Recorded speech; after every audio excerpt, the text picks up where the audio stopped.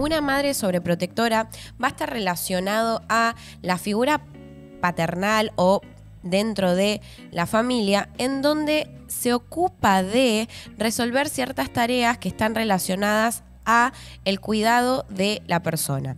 ¿A qué me refiero con esto? Pensemos en inicio en un bebé. Un bebé que necesita primordialmente de la madre, básicamente que satisfaga las necesidades que están relacionadas con la alimentación, con el cuidado de su integridad personal, con la higiene y con los tiempos de sueño y de ocio. ¿Esto qué pasa? Cuando uno es niño es súper fundamental, cuando uno es bebé y cuando va creciendo, que haya una madre o que haya un otro adulto que cumpla esta función materna, que cuide de las necesidades que cuando somos infantes no las podemos hacer por nosotros mismos y necesitamos un otro que nos enseñe. Ahora, ¿cómo es una madre sobreprotectora a medida que el desarrollo del niño se va llevando a cabo? Es decir, si nosotros nos ubicamos en la etapa donde uno es un infante, llamémosle de los 0 a los 10 años, estamos hablando de una cosa. Ahora, si hablamos de los 10 a los 20, estamos hablando de otra etapa. ¿Qué cambia? Básicamente que en esta etapa fundamental de la constitución de la identidad y de poder relacionarnos con otro de manera auténtica, de la manera en que nosotros vayamos construyendo nuestra personalidad, que en inicio empieza a construirse en base a la identificación con nuestros pares, pero cuando vamos creciendo también vamos tomando ciertos rasgos de las personas de nuestro entorno. Entonces, si nosotros vamos creciendo, nos vamos volviendo preadolescentes, adolescentes, vamos atravesando diferentes etapas de la vida con diferentes incidencias en la construcción de nuestra personalidad, vamos a empezar a generar una separación con el rol que teníamos en casa. Esto se puede llamar como endogamia, o sea, es el rol de la familia, del sistema familiar, en cómo influye en la construcción de nuestra personalidad. Esto, vuelvo a repetir, cuando somos niños es necesario y de hecho son pilares fundamentales en la construcción de lo que nosotros vamos a hacer cuando seamos adultos. Pero a medida que vamos creciendo, digamos que necesitamos ir pudiendo confiar en nuestra capacidad de poder resolver ciertas tareas o ciertos problemas de manera autónoma. ¿Qué me refiero a problemas? A, por ejemplo, tener una discusión con un amigo.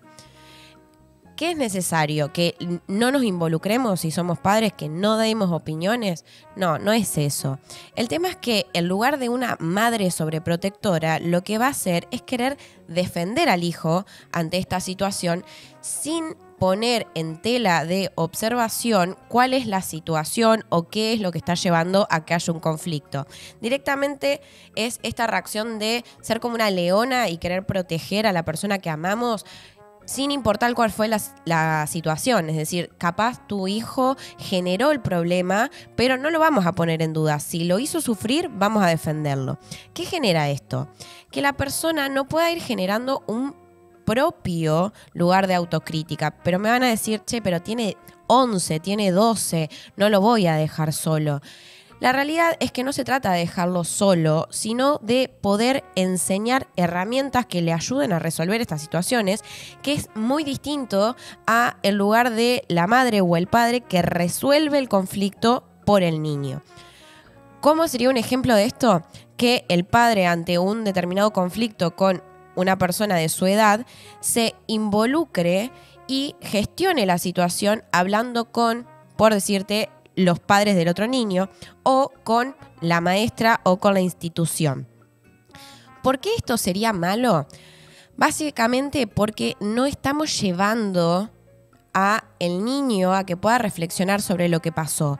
¿Pueden ocurrir situaciones injustas? Sí, obviamente que pueden ocurrir situaciones injustas, sobre todo lo que tiene que ver con las primeras interacciones con otros que son pares, que si yo tengo 12, la otra persona tiene 12, estamos hablando de un mismo lugar de crecimiento, un mismo lugar dentro de la construcción de la identidad. Por ende, si nosotros intercedemos solucionando el problema, no estamos dejando que nuestro hijo genere las herramientas para poder resolverlo por sus propios medios. Y esto genera que de alguna manera el niño vaya inscribiendo, o el adolescente, el preadolescente, vaya inscribiendo en su cabeza que no importa si me equivoco y hago las cosas mal o si alguien me hiere a mí, porque de igual manera mis papás me van a defender en lo que yo estoy haciendo. Y en esto creo que el lugar más importante y quizás más tedioso dentro de la mapaternidad tiene que ver con tomarse el tiempo de poder reflexionar sobre estos momentos que en el crecimiento, o sea, preadolescencia y adolescencia, construcción primordial de nuestra personalidad y de la estructura de quienes somos de adultos, no construyan herramientas para poder resolver y por ende que se vaya generando un vínculo de dependencia emocional para con los padres a la hora de resolver. Y muchas veces en el consultorio me encontré con la respuesta de no, pero en realidad estaría siendo una mala madre o un mal padre si no me involucro en esta situación. No es no involucrarse, es poder generar el diálogo con tu hijo o con tu hija para que pueda tener una postura crítica y ante eso tomar una manera de actuar.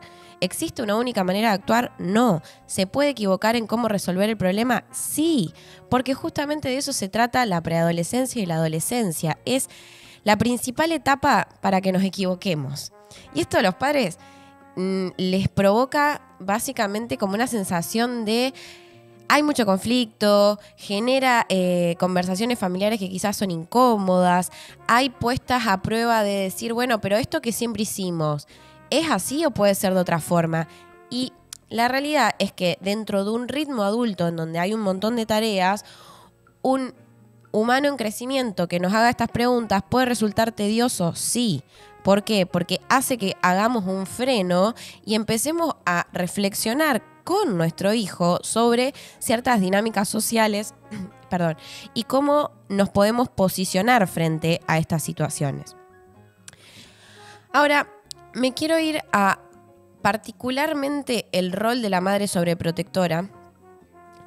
Cómo esto, a partir de que el niño va creciendo, se va volviendo de alguna forma seguir tomando al adolescente y futuramente un adulto, porque la realidad es que hay muchísimas madres que siguen cumpliendo este rol sobreprotector más allá del crecimiento de sus hijos. ¿A qué me refiero con esto? A seguir tratándolo como si fuera un infante que necesita del cuidado de las necesidades básicas, pasando los 25, los 27, los 28, los 30, los 35. Es como si no hubiera límite en esta puesta en este rol, porque la realidad es que también hay una satisfacción en la madre en ocupar este lugar para el hijo o para la hija.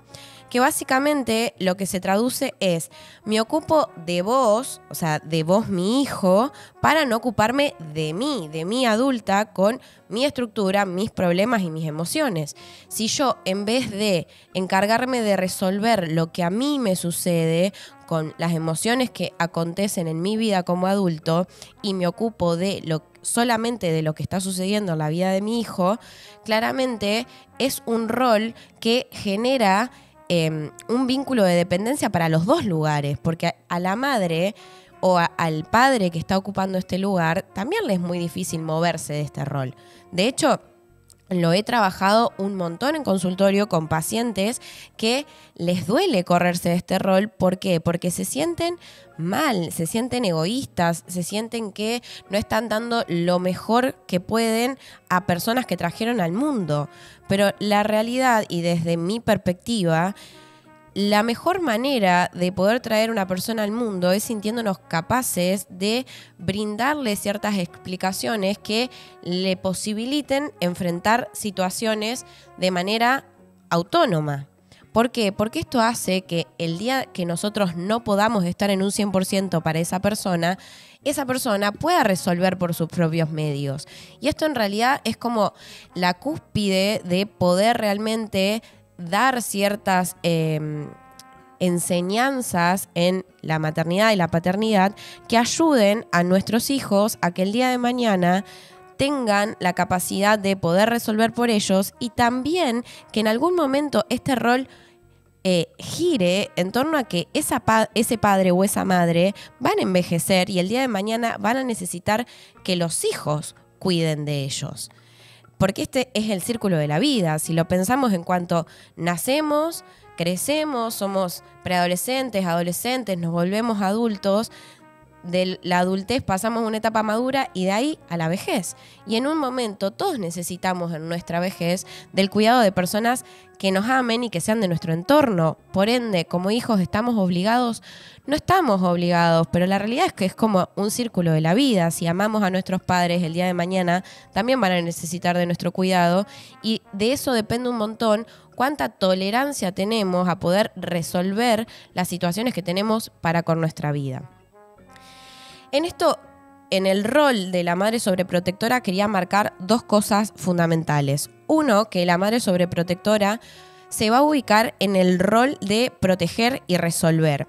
Entonces, en lo que en una infancia era necesaria, el rol de satisfacer las necesidades básicas, a medida que la persona va creciendo en las etapas de la vida, es decir, que pasa de la adolescencia a una adultez joven y de ahí a una adultez, la madre sobreprotectora lo que va a hacer es seguir satisfaciendo las necesidades básicas. Por lo tanto, se va a encargar de resolver tareas que estén en relación a la alimentación, a la higiene y al lugar de la resolución de las tareas de la casa. Y en el comentario que les marqué sobre las suegras que pueden ser muy invasivas en los roles de la pareja, lo que aparece es esto, sobre todo con sus hijos varones. Y en el comentario vuelve a decir lo mismo, no son iguales con las hijas, creo. Y esto, a mí lo que me lleva a pensar es, desde este lugar lo que se hace es reproducir un sistema patriarcal, reforzar el sistema patriarcal en base a que la mujer está destinada a hacer ciertos roles y el hombre no. Hace como una diferencia de género en donde la madre, mujer, para con sus hijas, mujeres, enseña el mismo rol destinado a resolver tareas del hogar que tengan que ver con la satisfacción de necesidades básicas y que al hombre no se lo está habilitando a que pueda resolverlo de igual manera. Esto hace que las tareas puedan ser compartidas, que las responsabilidades puedan ser compartidas, pero a su vez también es el lugar a que el hijo varón también le dé valor a la resolución de estas tareas cotidianas que son parte del hogar y que de hecho son las tareas que se vuelven hábito en la vida adulta. Son las tareas que todos los días o casi todos los días tenemos que resolver porque hambre vamos a tener todos los días, porque ordenar, bañarnos, hacer nuestras necesidades básicas van a pasar todos los días. Así también como, no sé, las compras del súper, cómo poder prever de qué manera me voy a alimentar, cómo pagar las facturas, como un montón de tareas que están relacionadas con eso y que si no nos vamos adaptando a la medida que crecemos, es muy abrupto el cambio a vivir a la casa de nuestros padres, a vivir solos. ¿Por qué? Porque nunca lo hicimos. Y la realidad es que frente a todo cambio, para que el cambio no nos supere y nos provoque la sensación de que no vamos a poder, de desesperación, tenemos que ir pudiendo adaptarnos. Entonces, ¿cuál sería como el modo ideal de poder hacer esto? Es que básicamente a medida que nuestro hijo va creciendo, que se va volviendo preadolescente, adolescente, que entra en una etapa de empezar a forjar su futuro, que lo que podamos hacer es progresivamente ir involucrándonos en estas tareas. ¿Para qué? Para que el cambio no sea abrupto. Y la realidad es que esto, lejos de ponernos en un lugar de ser egoístas y de no estar dando lo mejor, lo que nos hace es poder compartir con el otro tareas que el día de mañana va a ser necesario que resuelva. Y el otro lugar fundamental de la madre sobreprotectora está puesto en el servicio, en el estar disponible para resolver, para mimar, para dar amor en base a la demanda que puede ser constante o se puede volver tediosa para el hijo, de este lugar de ¿qué necesitas? ¿Qué necesitas? ¿En qué te ayudo? ¿Y hambre de qué? ¿Y qué te busco? ¿Y qué te falta? es como un lugar de constantemente no estar dejando ni que aparezca esa vocecita de, che, quizás tengo hambre, que ya te están poniendo enfrente la resolución a eso. Entonces, hasta creamos una necesidad desde ese rol. Y me parece que está buenísimo poder pensarlo desde el lugar de la maternidad y desde el lugar desde mi madre en mi vida, qué rol ocupó, pudo estar en este lugar de cuando era niño satisfacer las necesidades y después pudo separarse de ese rol, o quedamos en un lugar de simbiosis que claramente es lindo porque se siente como un mimo. El tema que crecer de golpe duele mucho. Porque cuando pasa una situación en donde repentinamente, porque la vida propone cambios, el hijo tiene que resolver por sus propios medios y nunca lo hizo, es muy angustiante para la persona. Y esto es algo que si yo lo pudiera transmitir y pudiera decir, bueno, desde qué lugar poder ayudar a que el hijo sea más feliz en su adultez o más pleno en su adultez, es desde este lugar de decir, bueno, hay situaciones que hay que resolver, a medida que crezco van cambiando las situaciones a resolver y por ende necesito ir creciendo para que a medida que las situaciones a resolver sean más complejas, yo tenga mayor capacidad de resolución. Porque el mensaje oculto de este rol de la madre sobreprotectora es un vos no podés, entonces deja que lo hago yo. Yo te amo tanto que te lo resuelvo, pero te amo tanto que te mantengo sostenido en el vínculo de la relación para que no puedas volar. Es un mensaje de necesidad y demanda de amor tanto del hijo hacia la madre como de la madre hacia el hijo, y por eso cuesta tanto romper con esta dinámica en un sistema familiar. Ahora, hablé mucho del rol madre-hijo o del rol materno para con la crianza, y quiero también poder ir a hacer el ejemplo y la distinción de ¿qué sucede cuando se sostiene este lugar de simbiosis entre el padre y la hija? O puede ser entre el padre y el hijo, pero es lo menos frecuente en la realidad.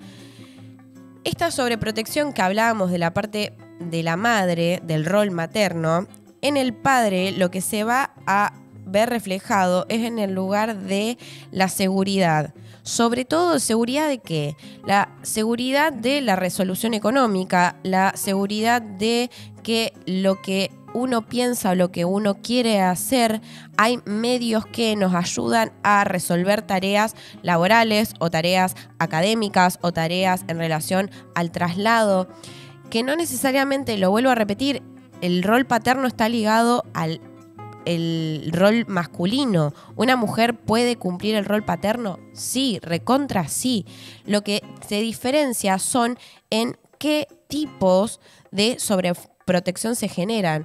Y en esto, en lugar a, por ejemplo, sobreproteger desde la estabilidad económica, también pone un freno a que la persona sienta que sin esa espalda la capacidad de resolver es mucho más compleja o es mucho más difícil o quizás no sería lo mismo o conlleva un montón de esfuerzo, conlleva un montón de sensación de riesgo, de desafío, de cambio, que son parte también de la madurez y de en ciertos momentos poder tomar estos momentos de inestabilidad económica como momentos de creatividad, de empuje, de potencia, de buscar una nueva opción, de no quedarnos en únicamente lo que conocemos y también poder buscar otras opciones. En muchas situaciones, en lugar a que el padre o la figura en el lugar de el sostén económico ponga un límite, es sentido por los hijos como un lugar de un límite angustiante e inclusive se lo pone al rol paternal como un lugar malo, como cómo no me va a ayudar más si yo necesito de la ayuda. La realidad es que cuando esto sucede, si bien es una situación de crisis, es una crisis necesaria para que la persona evolucione. Y en esto les voy a contar un ejemplo que es mío y que se los voy a contar porque ya me gusta contarles un poco para que no piensen que yo soy un robot que solamente piensa en teoría. Cuando yo termino la facultad, de hecho no había terminado la facultad, estaba en el proceso de tesis. Mi mamá, que mi mamá, según mi punto de vista, ocupa un rol paterno, lo que me dice es que yo ya podía generar mis propios ingresos. Y que ella no me iba a dar más plata. Claramente no me iba a dejar morirme de hambre, mami, te amo. Pero eso llevó a que yo diga, no, chau, ¿qué hago ahora? Va a cambiar totalmente mi calidad de vida, las cosas que estaba acostumbrada a hacer. Fue un momento de crisis mental, o sea, como, ¿y ahora para dónde salgo corriendo? Y la realidad es que esa situación, que claramente fue angustiante, fue una situación que lo que me generó fue un empujón para buscar soluciones. Y ese buscar soluciones terminó en situaciones que fueron maravillosas y que al día de hoy digo, gracias. Pero en el momento como hija fue duro y no estoy estoy totalmente convencida de que para mi mamá también lo fue. Este lugar de decir, bueno, te pongo un límite y te hago creer que no te voy a dar más de lo que necesitas para que vos puedas hacerlo sola. Porque hoy lo veo así. Mi mamá claramente, si yo tenía una necesidad que no podía cubrir, ella iba a estar para mí. Pero este lugar de, no, arréglate, a mí me sirvió un montón y que de hecho creo que muchas de las cosas que me he animado a hacer a lo largo de mi vida tiene que ver con este lugar de quizás sentir un no del otro lado y que eso me llevó a, bueno, ok, yo puedo igual, va a haber otra manera de poder resolverlo, quizás implica más sensación de búsqueda y más incertidumbre, pero en algún punto el ir volviéndonos adultos tiene que ver con poder soportar esta incertidumbre y de hecho poder resolverla. Perdón. Entonces, ¿a qué voy con esto? Ambos roles los que genera es que la persona no genere la capacidad o la creencia en realidad de que uno puede hacerlo por sus propios medios y la realidad es que también lo que hace es alimentar un rol ligado a la comodidad, porque si mi mamá resuelve o mi papá resuelve o hay ciertas cosas que yo no dimensiono como que conllevan esfuerzo y dedicación, tampoco les doy un valor y cuando yo la tengo que hacer me resulta súper tedioso poder llevarlo a cabo. Entonces me parece que es a repensar el lugar donde nuestros padres se ubicaron, donde nosotros también los ubicamos, porque no es totalmente culpa de nuestros padres, y también el lugar desde donde somos madres o somos padres, de decir, bueno, desde dónde me estoy ubicando, cuánto lugar a el diálogo y a pensar posibilidades de soluciones de diferentes situaciones se da en la mesa familiar. Cuántas situaciones se logran reflexionar sobre cómo se resuelve dentro de una dinámica familiar. Y si te ves identificado con ser una madre sobreprotectora o ves que tu mamá o tu papá ocupó un rol que tenía que ver con esto, ¿ya está? ¿Está mal? ¿Muere? No, para nada. Sí es una invitación a empezar a poner límites que quizás generen incomodidad. ¿A qué me refiero con esto? Si uno está acostumbrado a que tengamos un padre o una madre que se ubique en el rol de sobreprotegernos, vamos a tener que aprender a protegernos sobre esas situaciones. Y por ende, cuando nos pase alguna situación, por decirte, no sabemos qué comer un día, así vivamos en casa con nuestros papás, poder decir, ok, ¿qué se me ocurre? ¿Cómo lo puedo resolver? Y no ir a la respuesta fácil de que haya un otro que resuelva.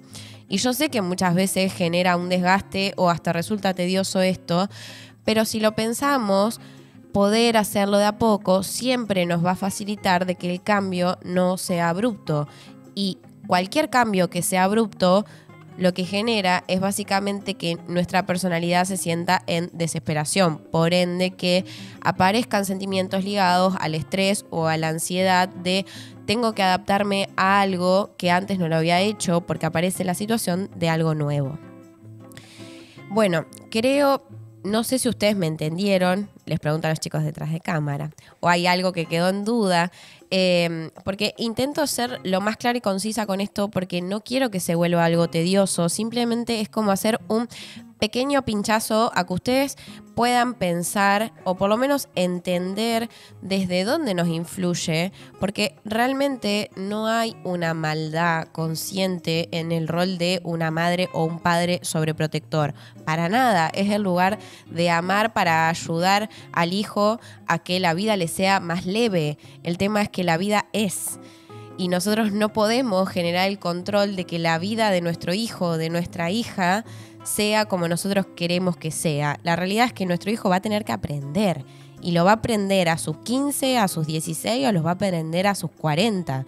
O sea, esto realmente en algún punto el hijo va a tener que aprender. Y si lo aprende antes es mejor porque le va a ser muchísimo más llevadero y más tolerable las situaciones a las que se enfrente.